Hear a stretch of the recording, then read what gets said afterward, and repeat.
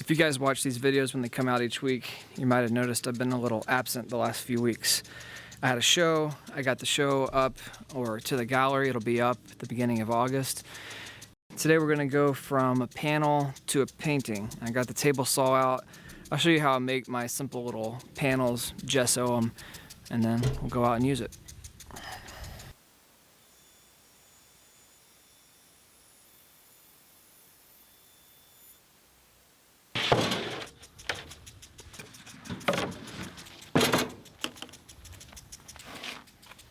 And this is the gesso that I've been using for many years now, and actually it's what my teacher used, and so it's kind of what I've used from the beginning.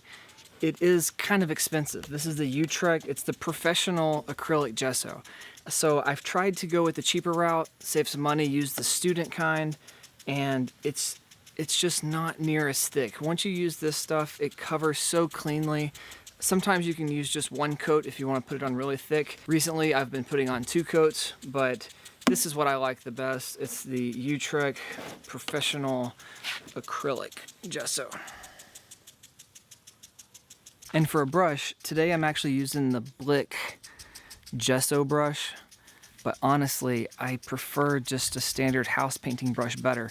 This brush is shorter and it's a little stiffer, and it actually doesn't spread as easily, in my opinion. And so, unfortunately, my one house painting brush is dirty right now from another project. So, this it is. Get a nice amount on, and that's it. Cover the whole panel. And I'm not putting it on super thick, but I'm not watering it down with water or anything for the first pass. I just put it on there, I'll let it dry, and I'll put a second coat on as well.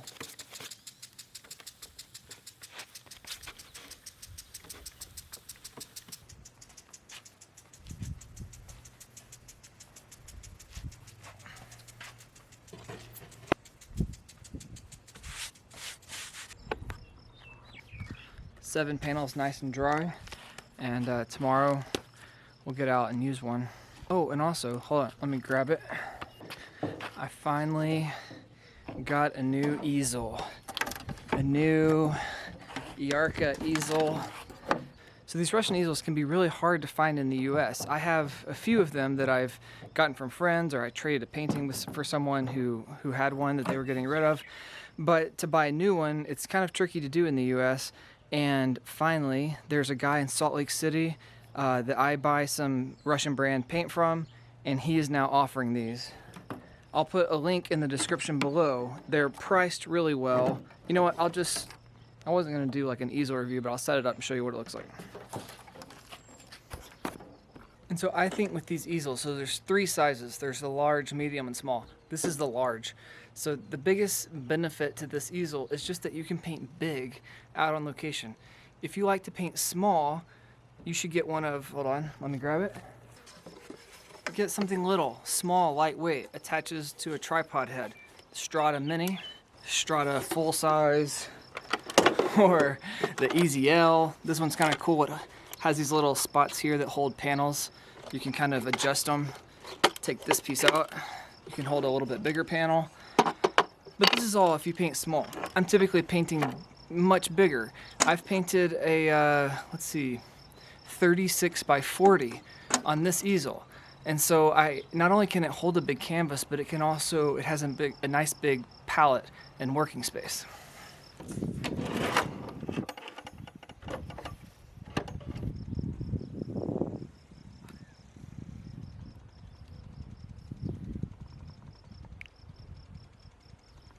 Here on these little holders.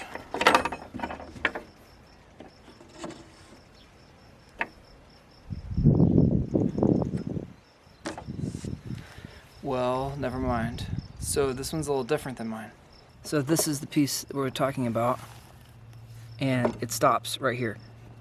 There's like a little metal piece on this that stops it, and if you look through all my other videos, you'll see that I'm often putting my painting right there.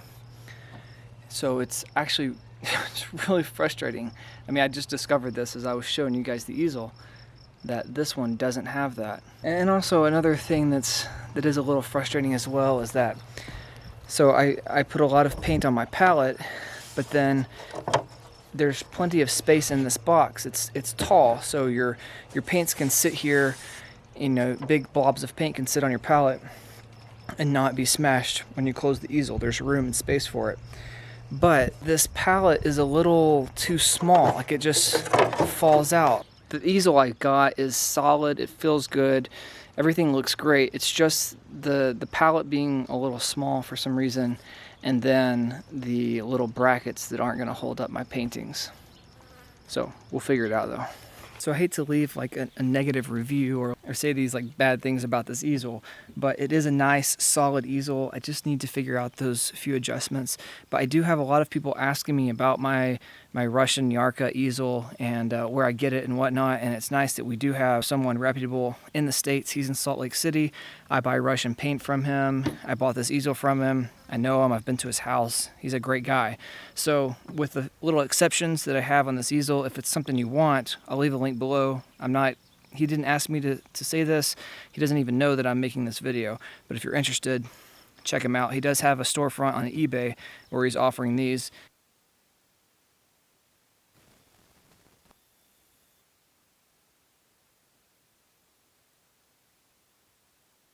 Okay, apparently the audio wasn't working for any of that, but all I said was that I went and got some 1/8 inch masonite. It's like 16 bucks for a whole 4x8 sheet. I had them cut it a couple of times so I could fit it into my car. I cut this down, it's a perfect fit. Sealed it with some water-based polyurethane, and we'll see how that works. It should be pretty good. And now we're gonna solve the problem of those little metal pieces that won't hold a painting.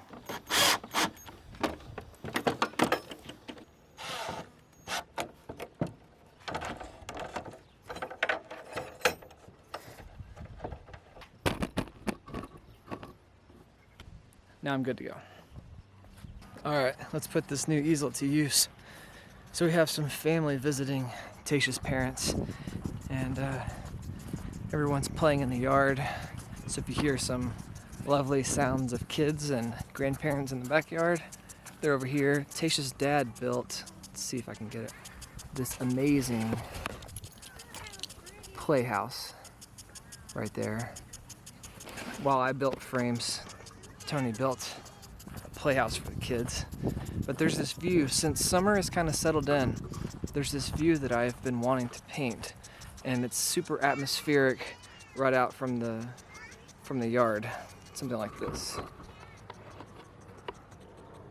And so I'm thinking about cropping it somewhere around here and getting this super atmospheric blue mountain, and then like these trees right in here, they have this kind of backlit. They're big shadows on this side with a little rim light, you know, shadows down here. So I'm gonna crop it, you know, something like right around here. Just paint this section right here.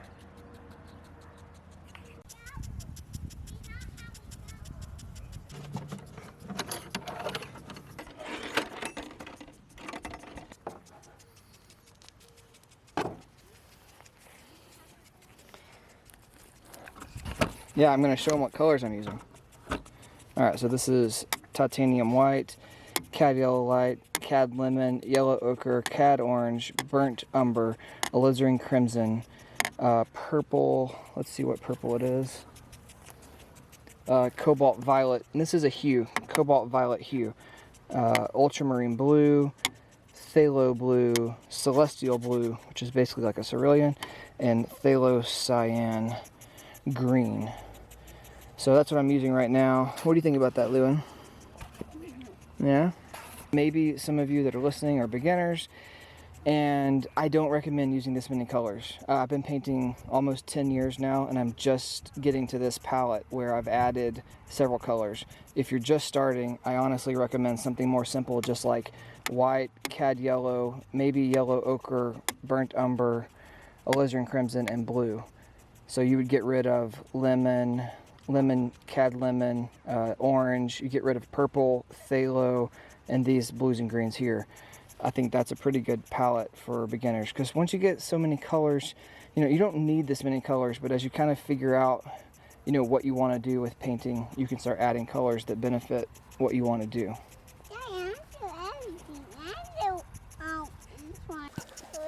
And so I am using some brush cleaner here. Nowadays, and actually most of my days painting, I'm using Turbinoid. It's an alternative, and I'm happy with it. So. I would one too. Yeah. Like that one. Also, I'm going to turn this water sprinkler off soon so that we don't have to listen to the repetitive tick, tick, tick, tick, tick, tick in the background. But first, I'm going to get started.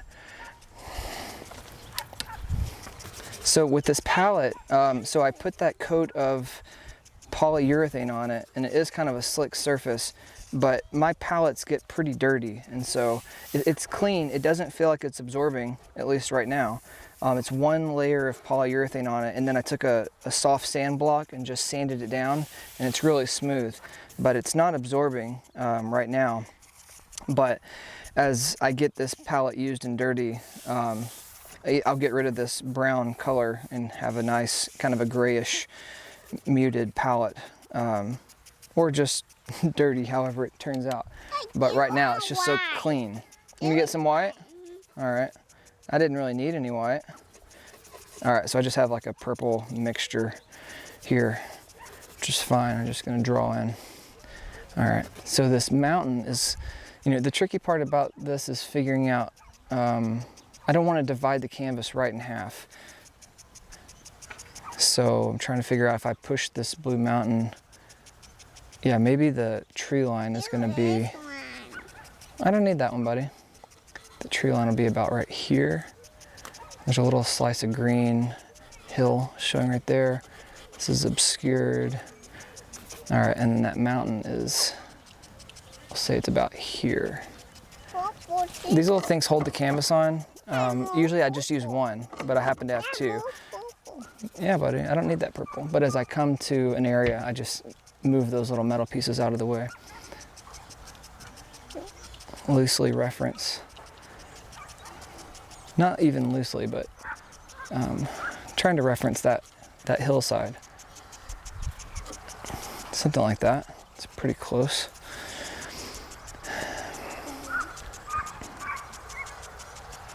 And then there's a mountain in front of this one about like that. All right, and then these trees. So there's two big trees that are about, let's see, this is here, there's a tree here. There's kind of a bigger tree here and here. And those are actually a little too big, but we'll leave them for now. This one right there. Okay.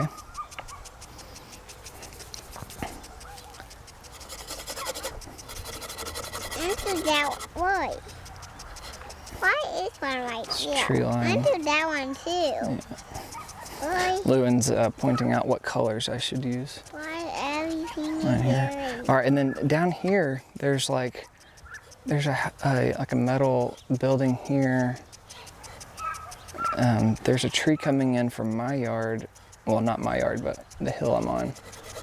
Like around here. And then there's just a ton of like buildings and stuff, which I think will be nice to reference some of them. It's not like I need to draw everything in, but I think having some of these structures will be really nice. Bye, buddy. Whoa. You sleep on my bike. You slipped on your bike? Whoa. Whoa. Oh my goodness. Tree here, houses, structures, and then a tree close to me here.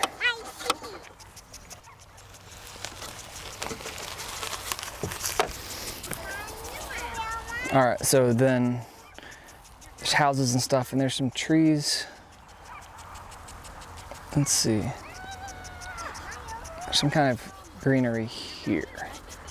All right, that's what I'm going for, this idea. So I'm pretty happy with that. And let's just block some things in.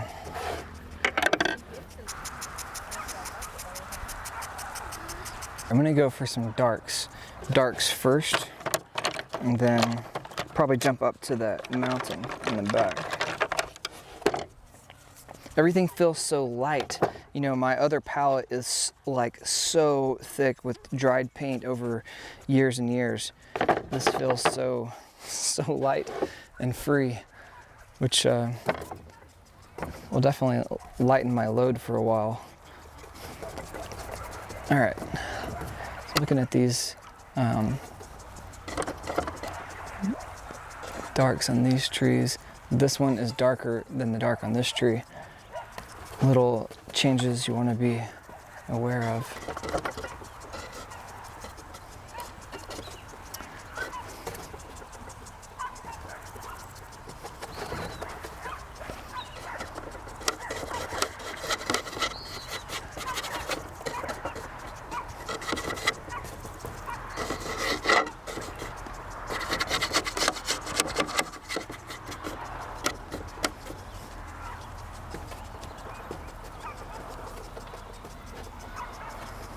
Let's see. So the shadows in here are pretty dark. I'm pushing them bluer than they really are. I'm just trying to get some separation from the shadow in this and the shadow right there, which is probably several hundred yards behind that tree.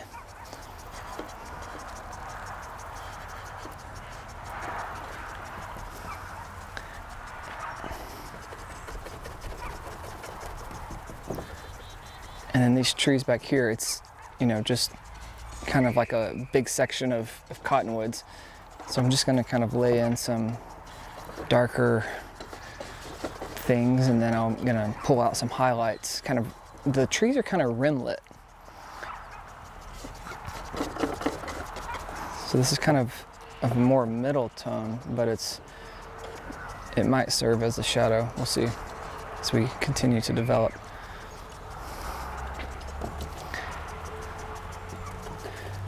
And then there's another shift. There's kind of this group of cottonwoods, and then you can see they kind of stop. And actually, I know what's happening over there because I've been over there. There's a big pasture and fields, you know, behind this group of trees here. So then this group of trees on the hillside is actually a lot further, but there's a nice kind of jump in value. It's just a little hazier. So we'll push it a little darker and a little blue, see if that might add some separation to those trees.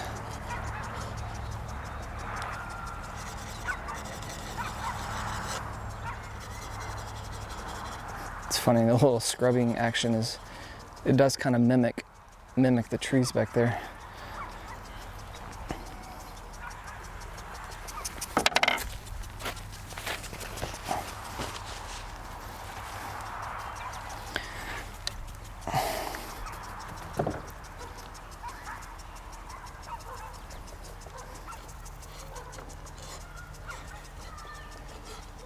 And I'll keep my camera angle wide for a little bit while I'm placing some of this in, and then I'll, you know, so you guys can see the palette, and then we'll get a little closer in a minute so you can see the surface of the canvas a little better.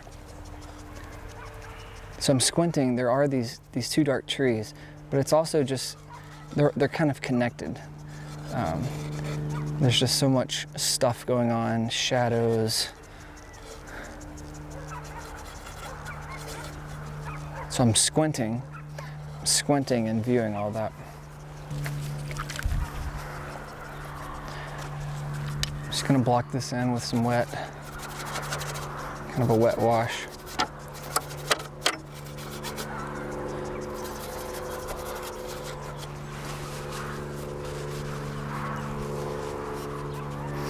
Let's jump up to the mountain and get that distant haze in the sky, and then we'll come down here and work in the middle ground buildings and stuff.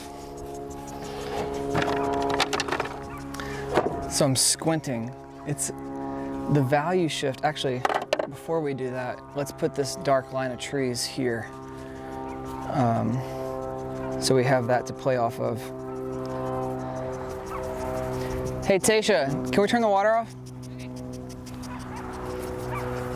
All right, we'll have ease from the sprinkler.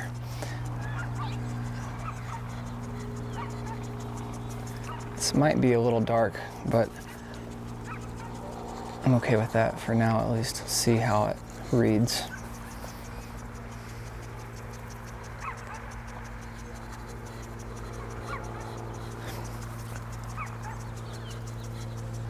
I'm still overwhelmed that this is my yard. And this is, you know, we don't own this house. We moved here a year ago and found a rental in the area and are loving it. But the view is pretty amazing.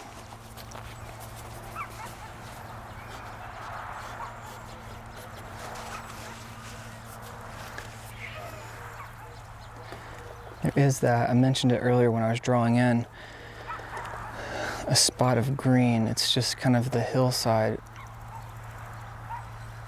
showing through all the way through here.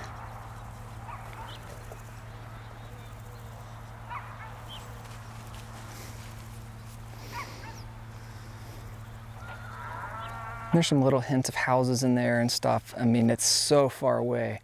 When I squint, they disappear. Maybe, you know, we'll see if they add to the painting when I get everything in. Some kind of, you know, grayish spots in there that might read as structures, but those are little details I'm not gonna worry about right now. All right, let's go with the hazy blue. So I have this blue here. It's the brand I'm using for this blue is Masterclass or Ladoga. It's from Neveskaya Politra. It's a Russian brand. Same, I get this from the guy I got the easel from. But this is Celestial Blue. It's very similar to Cerulean. It's just a little, you know, these colors, everything is so similar. Just small variations. But so I just went with my Celestial Blue and I dipped into my alizarin crimson and that purple, whatever that purple is. I said what it was earlier. And white. And it's a little chromatic, so I'm gonna throw a little orange in there to just kind of gray it out a little bit, take some of the blue away. Let's see what that looks like. I'm gonna judge it against these trees. I think you can go even lighter. It's so, when I squint, that, let's see. Let's do that, see what happens. So there are some subtle variations in the mountain, but when you squint, so much of it combines together. And it's not a bad thing to paint what you see while you're squinting. When you have your eyes wide open, there's so much variation and detail in everything that you might not can decide what's important and what's not important. But the most important things to get are the things that you see while you're squinting. Those are the big shifts and the big variations.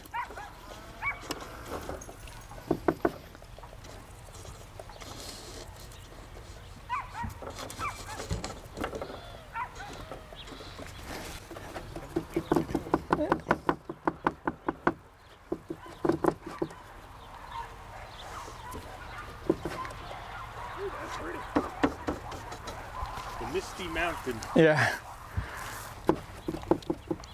Tasha's dad is a painter as well, but he doesn't work that much on location. So when he comes to visit, he always brings his easel and we try to get out and do some painting together.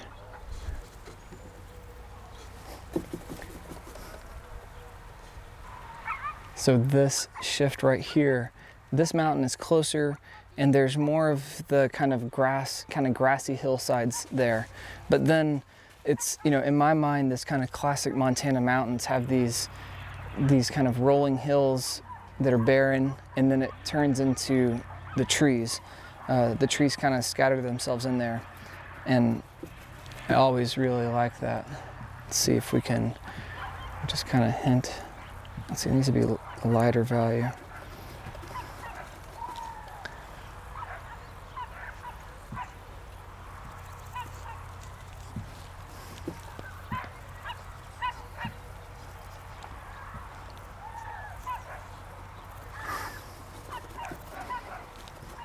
And I don't want to spend too much time on, I can pull out the little brush later and give more definition to this, but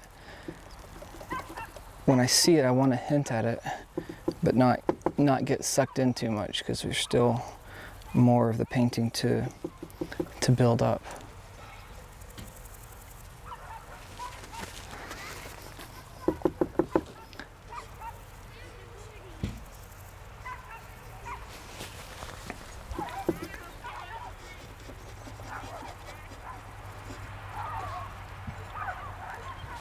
I'm squinting.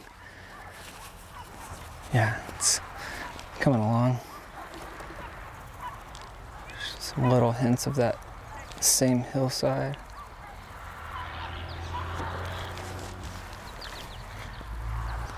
So the sky is, I'm gonna go really thin, like almost a wash with the sky. Blue, my celestial blue, a tiny bit of ultramarine, but it's hazy. I'm gonna this is my, there's a spider on me. This is my mountain right here. I'm just mixing it into my sky. Too dark, way too dark. Let's see. I've gone too, I think it's too dirty. Let's push it back. I'm gonna grab some phthalo, bring it back towards blue. And there is a gradation in the sky. It's lighter, and there's a lot more white in this mixture down closer to the mountain, and then it just shifts a little bluer at the top as it goes off. But it's not real clean. It's that hazy, get that hazy feeling. All right, I'm gonna switch, hold painting on there, kick this little, whoops. Kick this one off.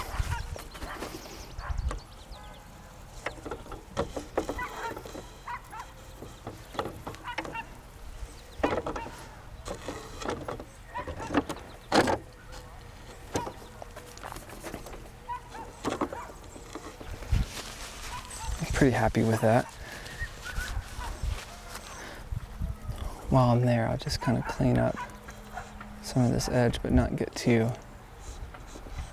finicky with it.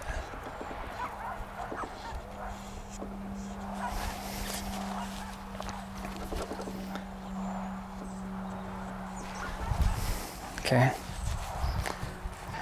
Let's deal with the light side of these trees. And I'm gonna go with the softer synthetic brush. My mark making, I feel like it's getting a little redundant, and so I'm gonna change the brush I have. That's also why I kind of went thinner wash up in the sky, is just trying to break apart the surface of the canvas a little bit, have some shifts and variety in it.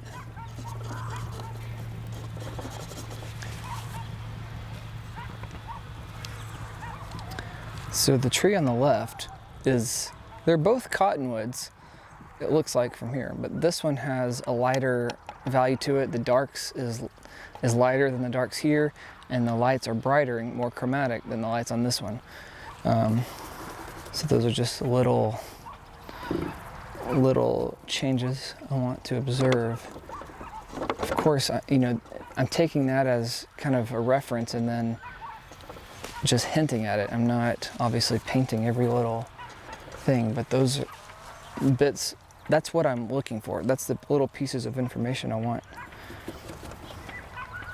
as I continue to build the painting.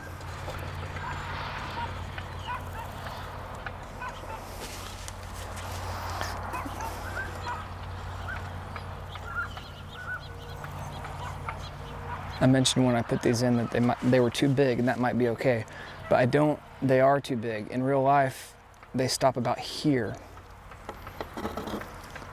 Something like that. So I don't think I'm gonna take it down that far, but I am gonna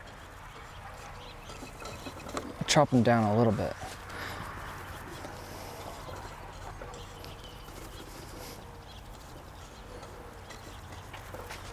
Yeah, that's good.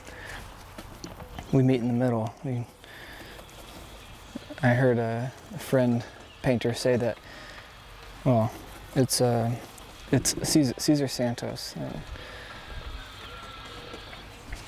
He talks about every decision you make is a transaction. So we just negotiated with nature. You know, we brought it down, but we're still referencing what's happened. We just changed it a little bit. But if one thing changes, it's going to affect another.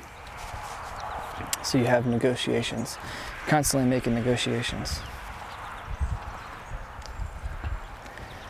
Caesar, by the way, is, if you guys don't follow Caesar Santos on YouTube, go find him, look him up. He's an amazing, world-class painter.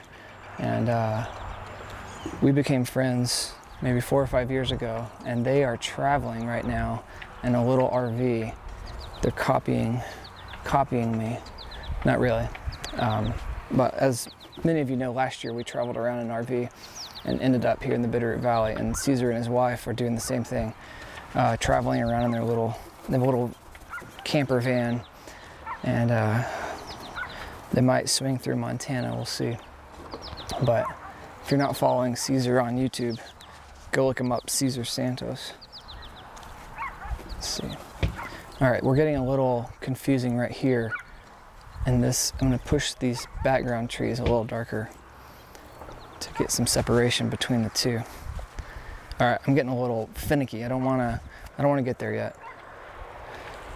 Let's look at the kind of pasture land that's slicing through there. It's a little dry, so it's got a little more brown in it. I'm dipping into my yellow ochre. It's pretty light though, I'm squinting.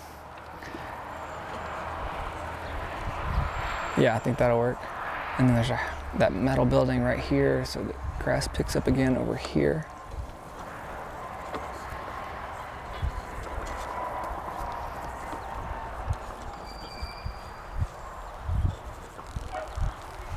Yeah, something like that. It's nice.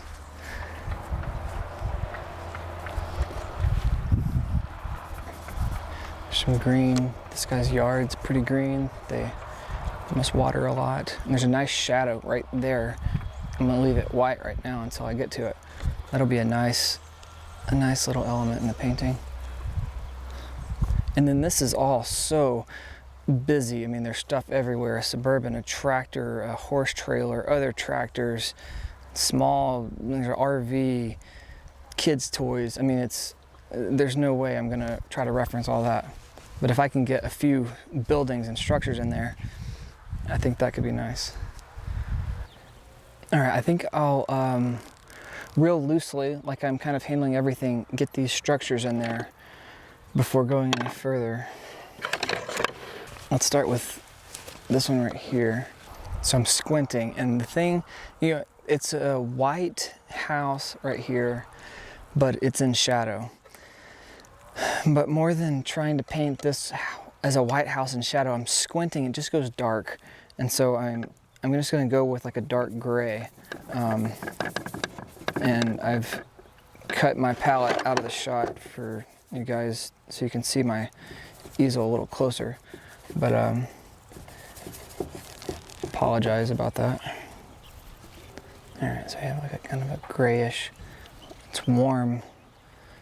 It's not really the right color for that house, but I'm more interested in it being dark and in shadow. While I have it, I'm just gonna hint at a few other, oh gosh, I didn't want to do that. That's right where that shadow's gonna be, but that's all right. That's what happens, you know, you get this little itch to paint things and you start just tapping around the canvas. Occasionally cover things you didn't want to cover, but that's all right.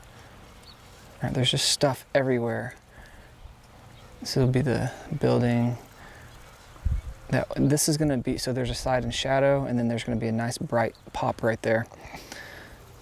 And then just things everywhere. All right. Let's work on this little area. I think 2 areas of interest in this painting in the foreground is gonna be this shadow right here that I'm gonna work on, and then the pop of this lighthouse against the dark right there. two things that I think will be nice. The shadow is dark. I'm using my phthalo cyan with some of my blues, kind of a dark green shadow, and it's got a sharp point to it right in there. And that shadow extends in front of the house. That's why that side of the house is in shadow. It casts a shadow out into the yard.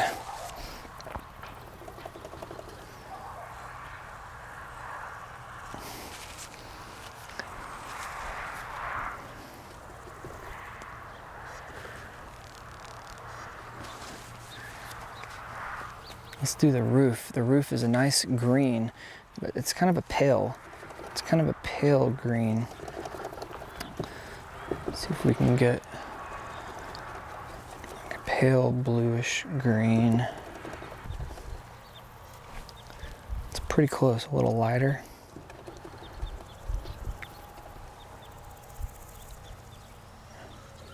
Yeah. Bring that to a point.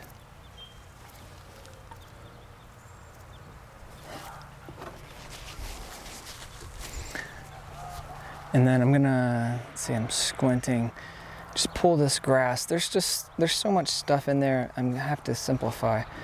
So we'll pull just some of this grass. It's too dark.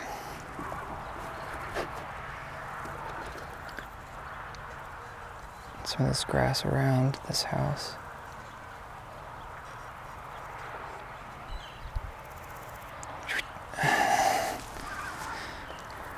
Have to add some variety in here.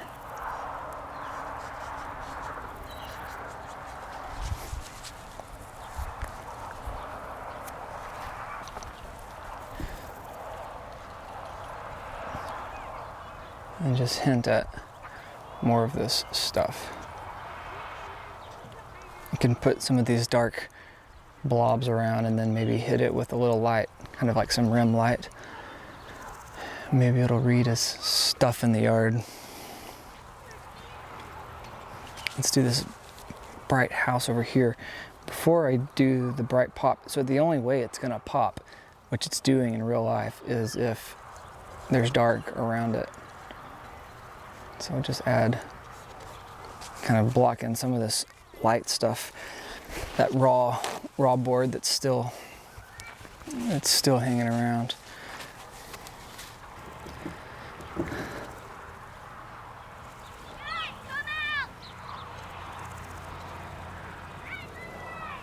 And I'm using a number 4, a filbert number 4 from the Rosemary and Co. But I'm not, it's still a pretty big brush for this area. So I'm still trying not to go too small and detailed yet.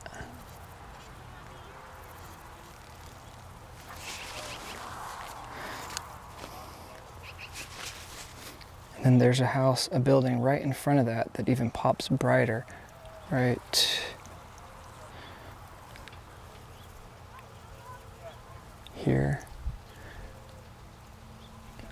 And then there's just highlights, these light tin roofs just beaming in the sun.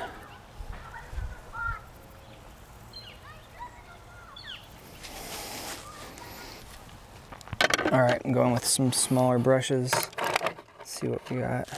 Just a little, I don't know what this is. Shader. It's called a shader. Just one of the random synthetic brushes I picked up from Michael's or somewhere, just kind of generic brush. There's just some dark, add some darks to these structures.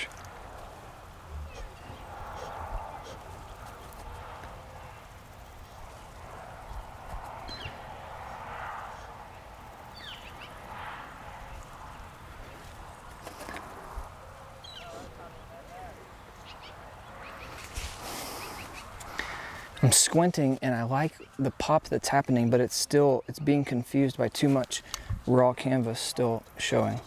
So not even looking at the landscape.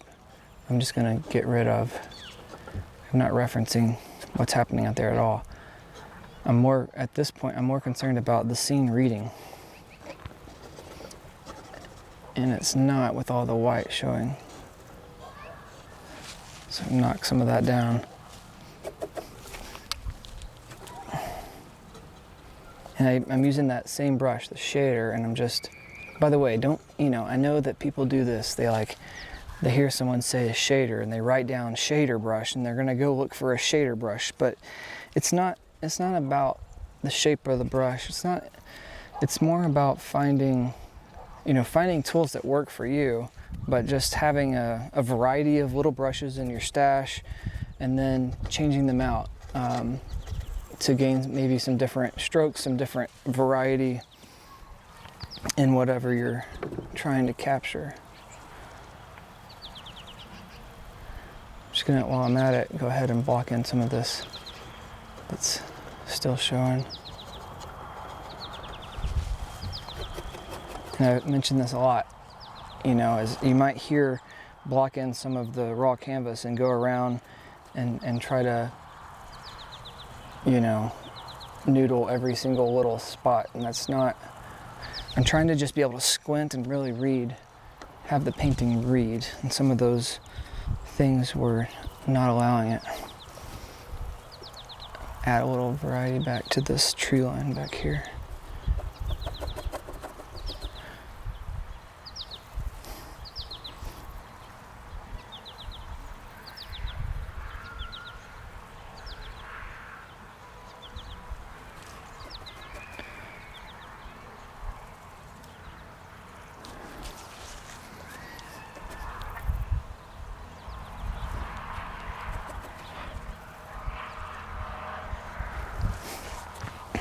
It's coming together.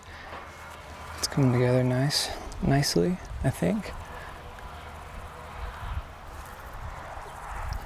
There's a little bright little pipe or something on that building.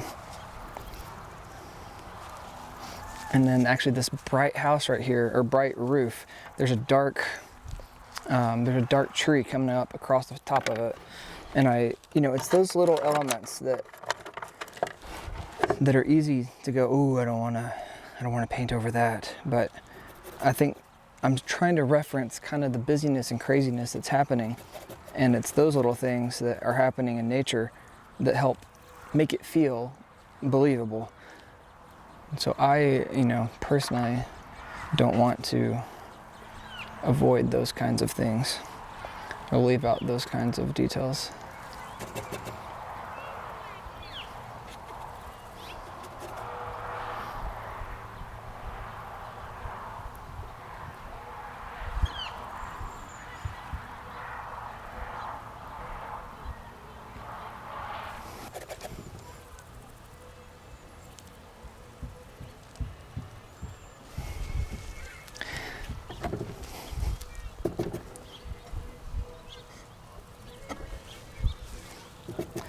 I'm sure you guys are hearing the music playing. Got a grandma entertaining little kids with some fun music. I'm not crazy about this line right here. I don't know why I felt the need to mess with it. So I'm just gonna, look, I did something I don't like, and I'm just gonna block it out and do it again, rather than leave it.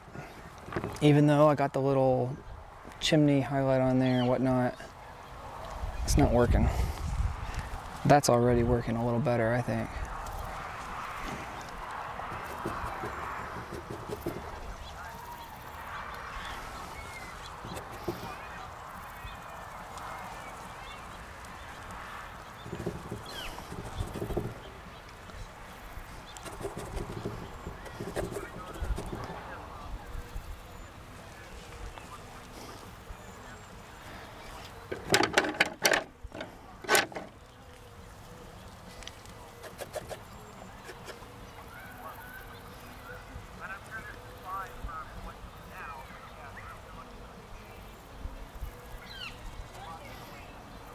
Just highlight on the edge of this metal building.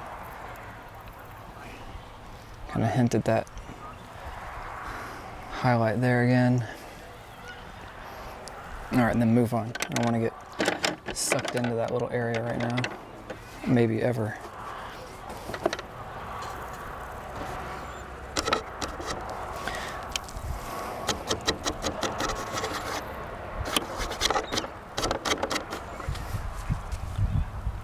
This right here is kind of bothering me, this value on this tree. So goodbye. Let's get rid of it. It went a little too kind of there's too much white is what it was. Too much white in that mixture. So I'm gonna mix it again and use ultramarine blue, cad yellow light, and try to get just a nice cleaner green. Needs to go darker.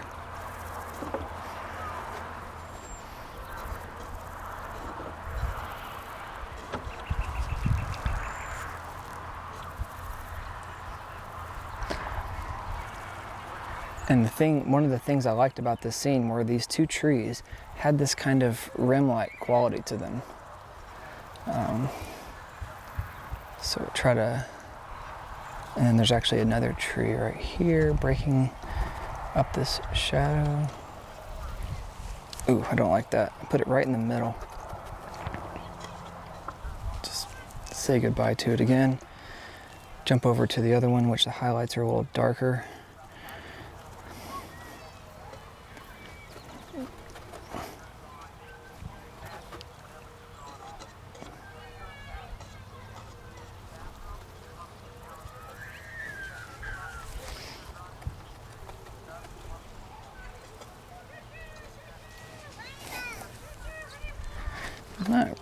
Not liking that at all. Whoa, got too much, got orange into that.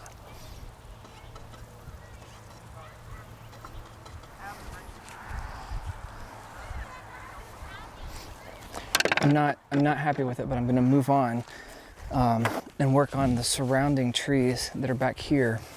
There's so many little highlights and things happening back there, and it might help solve some of the problems that are happening in these trees. Everything in the painting is influenced by what's around it. And so sometimes you're not solving a problem because it's not the problem, it's what's around it is the problem. And so I thought if I can, I don't know that that's true for this particular case, but I'd rather address areas I know need work and then come back, see what, and readdress these problematic trees that are kind of the reason I did this painting.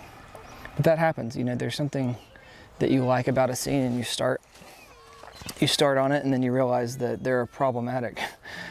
So then you get rid of the thing, or you minimize the thing that you initially were after, because throughout the process of the painting, something else is what really stole the show. All right, these little things I'm doing, they're not bad, but they're breaking up this whole tree line too much.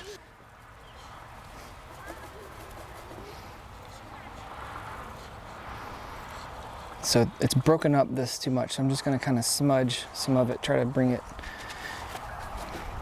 together a little bit.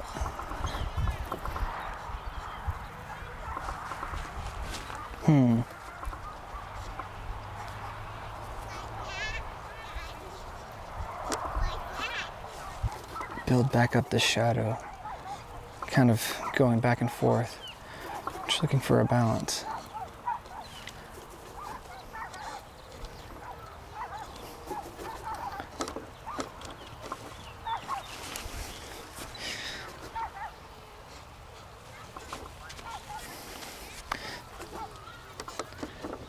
I think that helps a little bit. It was I went too light and bright with those highlights when I first started putting them in.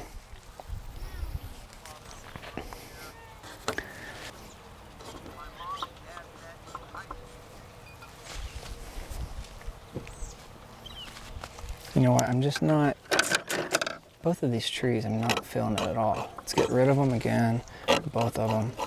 And we're just gonna block them in very cleanly, dark and light, and leave it.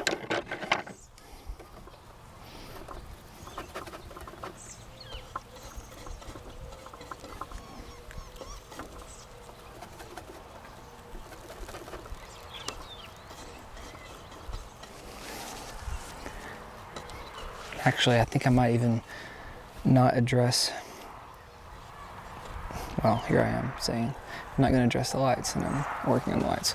But I'm happier with that, simplifying it. I'm happier with that than where it was, for sure. I'm actually going to take my small brush, get it a little wet, have some of these dark value on it, and just come across some of this little pasture.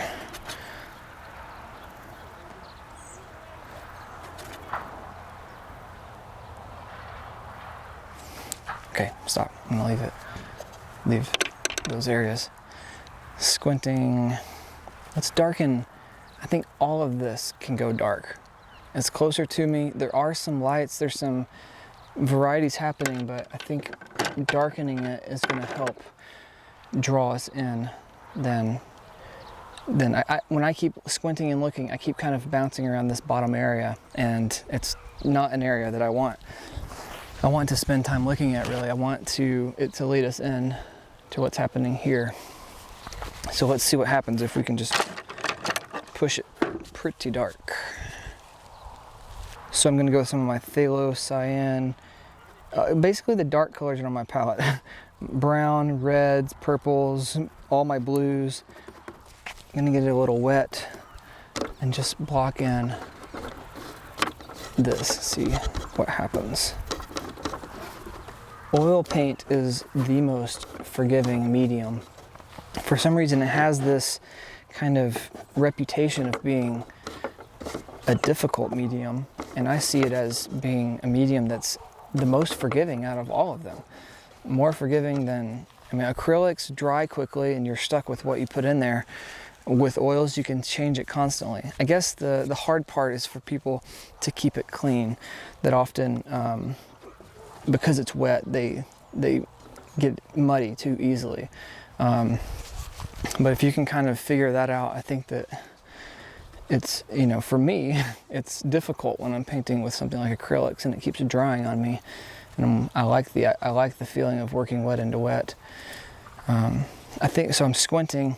I need to add some variety, but that definitely, darkening this shot me into the eye, into this area, but it's a little too much. So I'll just find some ways to break it apart. Let's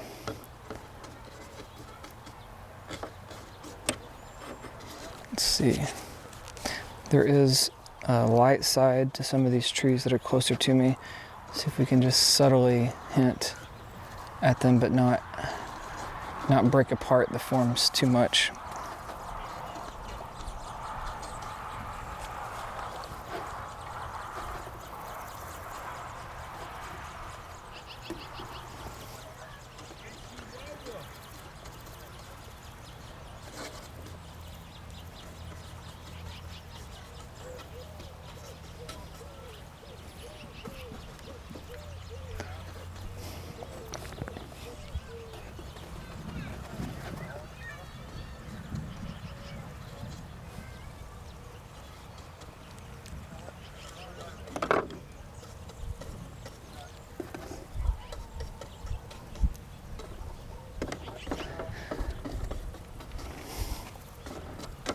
Simple shifts, but I think that helps a lot. This area here is a little stiff as it comes through here, so I'm just going to drag in some of this, break apart that line a little bit.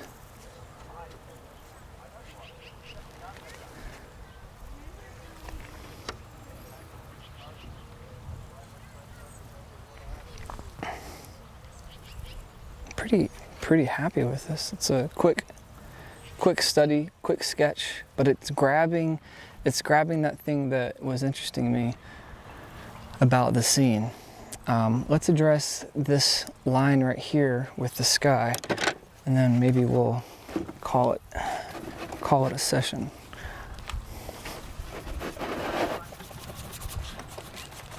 Let's see.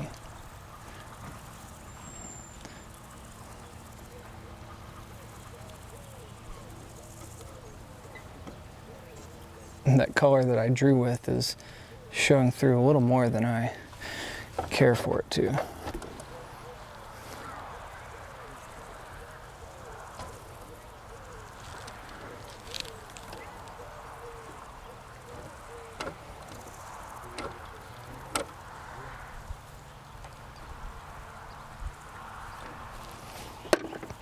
let's mix up some of my mountain color and then come back in and firm up this line.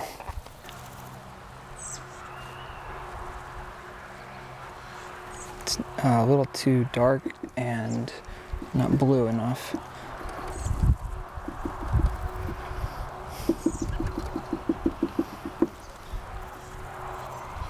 It's better.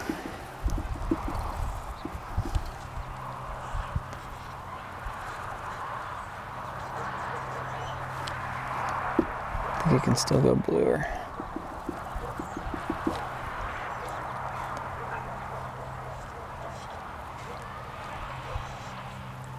Some bumps here.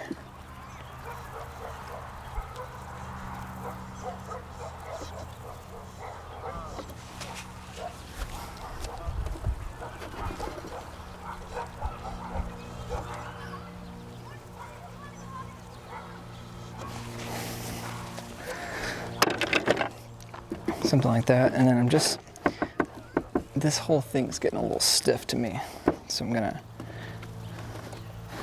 remind it that I don't want it to be stiff. I want it to have interest. I want it to have some, I don't know, just the last thing I want is for this area to feel boring. So I'm gonna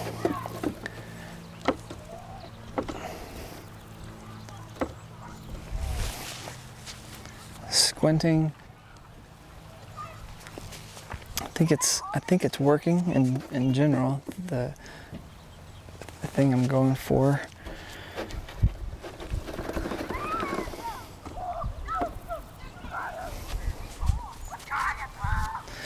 So let's call it a session, and it's nice that the view is right out my window, so I can kind of sit with it for a day or two and then see if it needs some more work.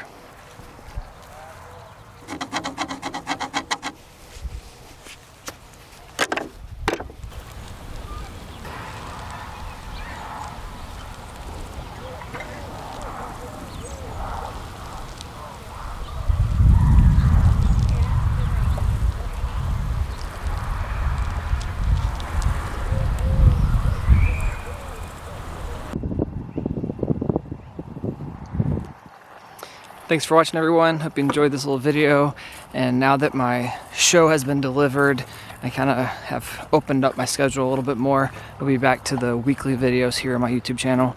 And for those of you who are on my newsletter list on off my website, turnervinson.com, we'll do the little giveaway. I got a little study that I did at a workshop last year, and that'll be the giveaway for this year. If you want to be in this monthly giveaway for a small study or a small painting, you too can sign up on my website. All right, let me grab it. All right, so here's the little painting. And this is a study that I did last year at a workshop. You know, in my workshops, I'm teaching people how to work quickly. And so I was doing little demos of quick studies. This one was done from a photograph taken in East Texas, where I'm from.